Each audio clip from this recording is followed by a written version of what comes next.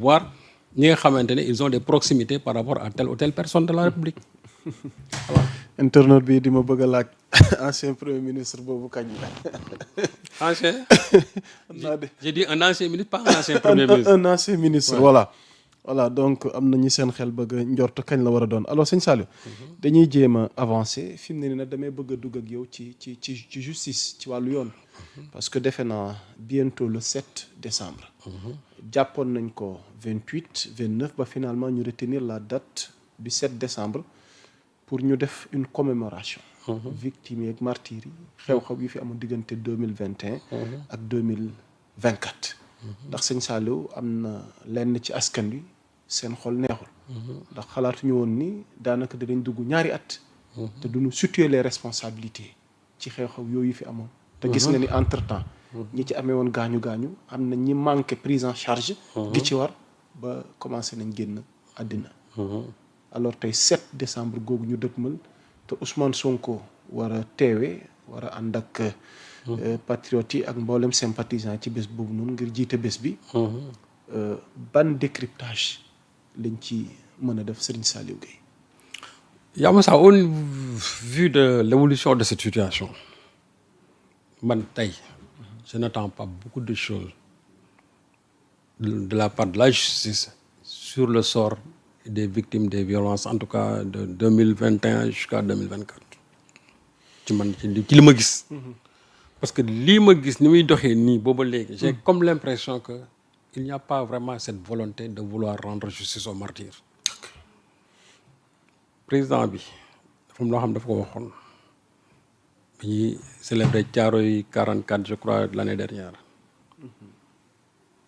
il faut rendre justice aux martyrs de Thiaroye 44 mais aussi il faut rendre justice aux martyrs des années 2021 jusqu'à 2024 bii c'est beaucoup plus frais xam nga bële ça mène il faut beaucoup d'investigation def ay fouilles archéologiques ñu ngi ci loolu on les encourage pour qu'on puisse connaître la vérité sur le massacre de Thiaroye mais il faut aussi connaître la vérité sur le massacre aussi du régime de Macky Sall xam nga beneen Thiaroye bii moom c'est le massacre du régime de Macky Sall il faut qu'on puisse connaître la vérité sur ce massacre là parce qu'on a massacré des Sénégalais ici hein.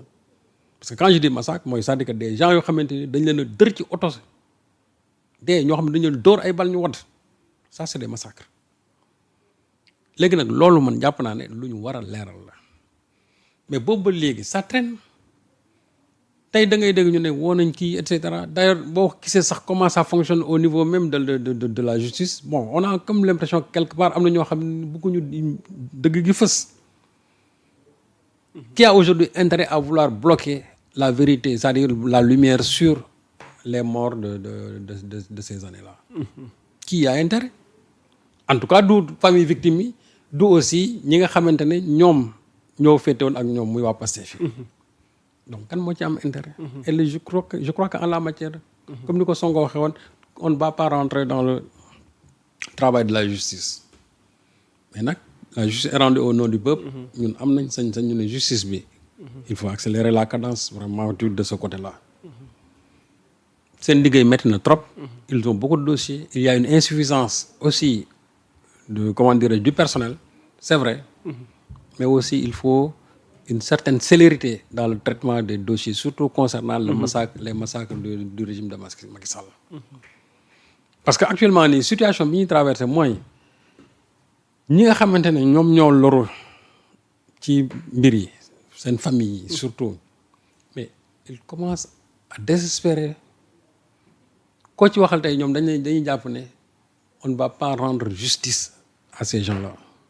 alors que ils sont battus pour que situation bi am tey gis nga président Diomaye su egsee fii mu egsi mais c'est grâce au sang versé de ces gens-là ak ñeneen ñi nga xam ne ils étaient sur le terrain jële ci ay gaañu ak ñi nga xam ne dañ leen jàppoon. loolu ñoo indi situation bi tey. ba président Diomaye Faye donc ñooñu dañu war a def de sorte qu'il faut le rendre justice mais man ci li ma gis nii comment ça traîne man jàpp naa ne.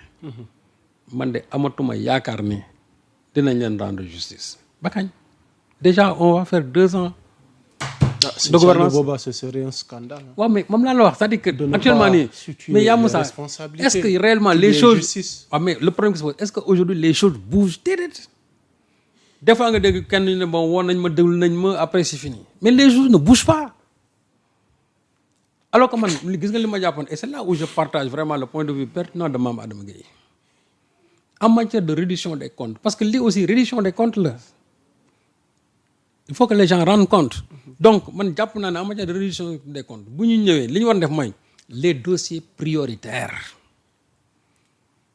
on les classe c'est-à-dire ñu ne lii mooy li nga xamante moom prioritaire et parmi les dossiers prioritaires mais les martyrs dañ ci bokk les personnes qui ont été massacrées par Macky Sall ñooñu dañ ci bokk moi je pense que le premier dossier judiciaire bu ñu war a mën a tijji mooy bii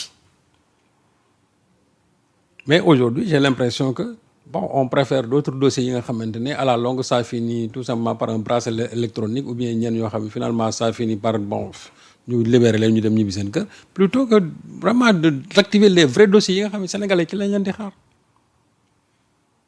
côté boobu moom man de amatuma ci yaakaar parce que li waral chaque fois muy am manifestation yi mais c'est parce que les choses ne bougent pas.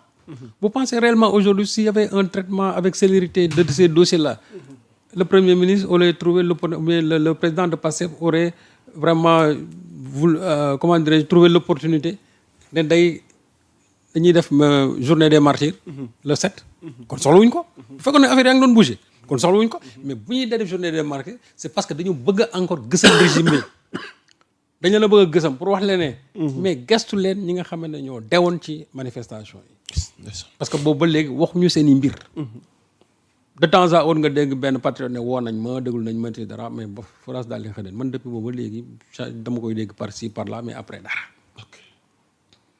parce que les choses ne bougent pas on va faire déjà 2 ans de gouvernance Diomaye mais les choses ne bougent pas de ce côté. Mais Sëñ Saliou à ce stade comment on doit se sentir notre chef de l'État? Mais on doit lui poser la question parce que moom il en avait fait un plaidoyer. Oui bien sûr ba ko waxoon moom dafa waxoon c'est-à-dire que moom loolu lu mu bindoon ci xolam la que ne il faut rendre justice aux martyrs moom aujourd'hui c'est vrai que il est en vie mais man naa wax ne moom ci boppam ci foofu la bokkoon mais teg nañ ko lu métti mais ñi nga xamante ne moom à son niveau personnel mën naa baale mais ñi nga xamante ne nag ñoom dañ leen rey ñooñu tey amnistie couvrir ci kenn ñooñu ils ont été victimes de torture et d'assassinat dañoo war a xool ñan la mais quand je vois depuis un certain temps une certaine proximité buy commencer am entre l'ancien régime ak bon ñi nga xam ne actuellement ñoo nekk ci pouvoir bi bon je parle pratiquement du président Diomaye parce que quand je vois à travers la coalition Diomaye d'ailleurs sax dégg naa benn audio boo xamante ni quelqu'un qui a fait fuiter une audio en disant coalition Diomaye 2029 mais loolu de moom leer na parce que quand on dit waaw ñun waa coalition Diomaye 2029 loolu laa dégg mu wax ci seen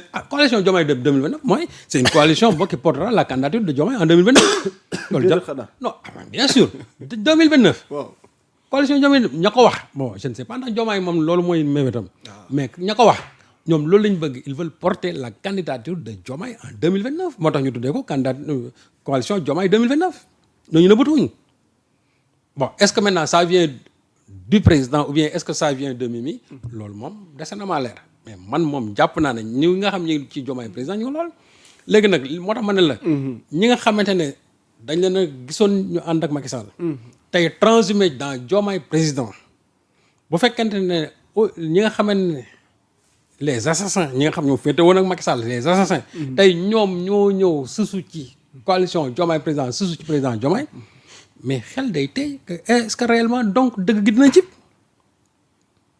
sur les massacres de Macky Sall parce que de plus en plus on a l'impression qu'il y a un rapprochement entre ñi nga xam ne ñoo newoon ci régime Macky Sall et actuellement le président Diomaye te loolu moom c'est inacceptable des gens yoo xamante ni lu fi xew ci dëkk bi ci ñaawteef ñoo fi def à commencer même ci Diomaye mi nga xam tey moo nekk président seen i pexe bu sotti woon Diomaye mii du mës a nekk président de la République tey ñi nga xam ne ñooy sës ci moom di dugg ci coalition Diomaye boobu boo ci gëstoo ñu bëri ñoom seen mébét moo doon suul leen moom Ousmane Sonko 7 mètres sous terre. xanaa Diomaye fàttewul loolu de. ah mais Diomaye su ko fàttewul kon tey ñi nga xamante ne ñooy ñëw ci Diomaye président tey ñu bokkoon foofu loolu kon lu muy nuru man j'aurais compris ñu ne tey on va former Diomaye président mais ñëpp ñi nga xam ne comme ni ko Ousmane Sonko waxee seen loxo dafa takk ci régime Macky Sall ci lu ay ñaaw def ci lu bon ñooñu out mais tey gis naa ñoo xamante ne nii ils sont éclaboussés jusqu'au cou tey ñoom jusqu'à la moelle de ñoom tey ñooy daw di ñëw ci Diomaye président parce que finalement ça devient un refuge. am na ñenn ñoo xam ne sax dañu ko bañal ne serait-ce que par principe ñu ne leen wooy yéen mën leen dugg Diomaye président nangam ak nangam ñooñu dégg naa leen ñu ci kaas quoi parce que am na ci koo xam sax nee na man mi ñuy dàq ci biti mais man dañ ña nekk foofu dañ maa gën a set donc c'est un problème. tey na xel. léegi nag. waaw Diomaye ci boppam. moo war a ubbi ay bëttam. ok moo war a ubbi ay bëttam. xam ne ses ennemis d'hier ne peuvent pas être ses amis d'aujourd'hui. Ce sont ses amis d'hier qui continueront à être ses amis d'aujourd'hui. Au risque nag de se transformer en son comment dire ses ennemis. te loolu ce n'est pas du tout des choses que l'on souhaite. ok li ñu souhaité mooy. fa mu nekkoon démb. waaw mu kon ne faa nekk parce que foofu mooy famille yam idéologique et politique.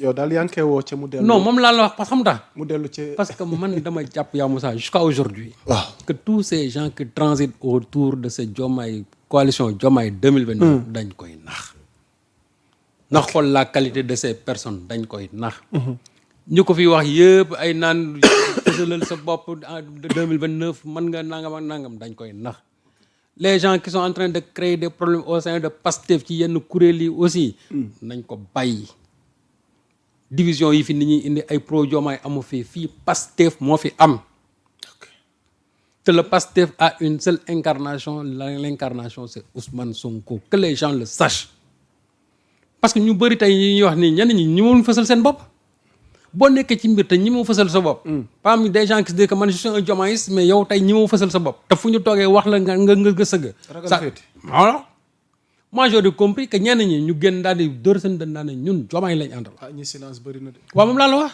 c'est-à-dire que daf ci bëri ñoo xam ne aujourd'hui en catimini ils sont dans cette mouvance là alors que ñi mu ñoo fësal seen bopp ñaan na Ousmane Sonko de fu leen neex ñu yëkkati seen loxo daan ne ñun Sonko lañ àndal. te ñu ngi koy fësal guddeeg bëccëg. fa laa jëm. waaw njëkkanteeg waxtu wi. ca coowal Pastef googu. ak ñi fësal seen bopp te nëbbatuwuñu. dafa mel ni waa diaspora bokkuñu ci. diaspora en ébullition. soxna tuuti mais ma une yor googu def njàngat ci wàllu woowu. Pastef France États-Unis lâché nañ Diomaye. et ubbi nañ bataille de 2029 pour Ousmane. Sonko cette révolte là. tey mu tukkee ci waa diaspora ñu dëggal seen bopp fësal seen bopp. wane fi ñu féete comme ni nga ko waxee.